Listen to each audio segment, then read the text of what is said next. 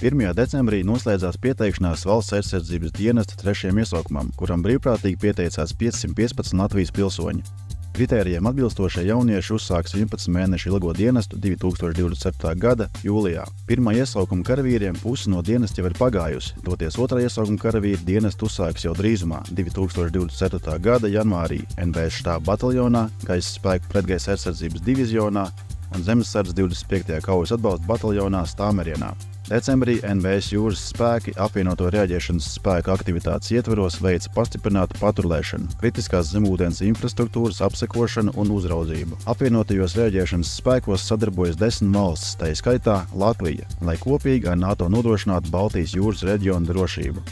Latvija un ASV parakstījusi līgumus par pretkuģu raķešu sistēmas Naval Strike Missile, kā arī augstas mobilitātes artilērijas raķešu sistēmu HIMARS un raķešu Army Tactical Missile sistēmu iegādi. Naval Strike Missile sistēma spēj ietekmēt mērķus līdz pat 185 km attālumā, toties HIMARS darbības rādijus sasniedz aptuveni 300 km.